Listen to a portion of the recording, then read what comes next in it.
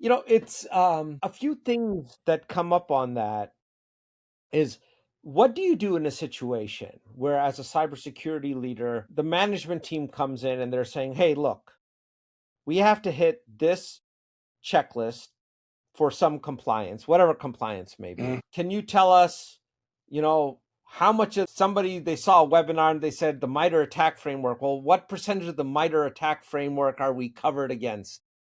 Mm. They don't know what they're asking, but they're throwing these words out there. How much of the MITRE attack network framework are we covered against? Much of how strong are we on our compliances? Are we using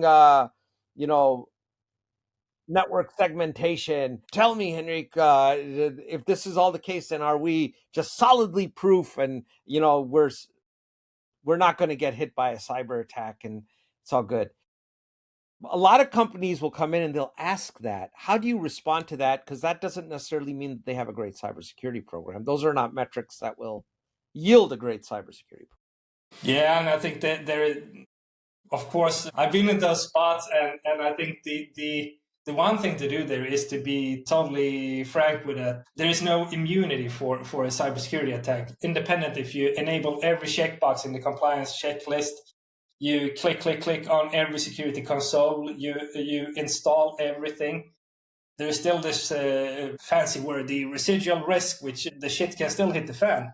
And I think you need to be transparent with it and say, it's not about being totally compliant, having everything in place, but it's to make the more risk-aware approach to where should we spend our time. A little bit back to the crown jewel stuff here, but it's very much about influencing the decision makers to start to think about the business portion of security and not at cybersecurity as something that lives in our own little bubble here where we can enable stuff and bring in more people and everything will be good. Many think about security in this way, which I think is this is kind of like, we know where it comes from because cybersecurity stems from maybe a very technical field.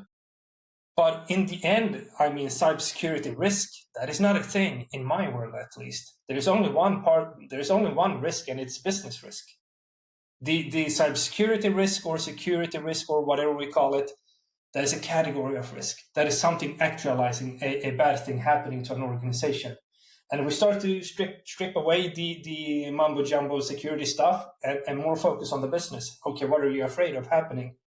Tell me, what are you afraid of? Okay, which scenarios is it?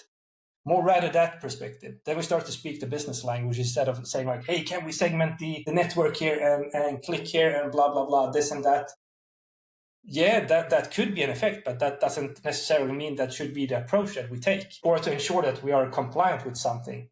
Compliance in my world should be also a result of that we do security in a good way to a high extent. Then we should be very close to compliance.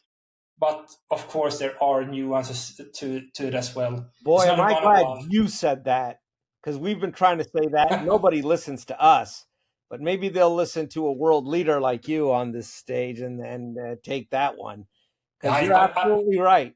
Compliance should be a natural outcome of a good security program, not the other way around.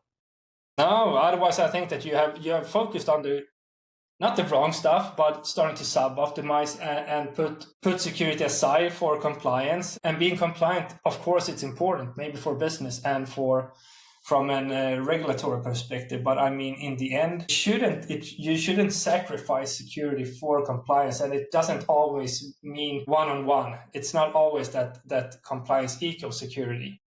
But I mean, if we keep ourselves, now speak of us as a total entity within the cybersecurity field, with very many of the foundational security principles founded decades ago still apply, but they're called something different, but they're very sound, they're very smart, they're there for a reason.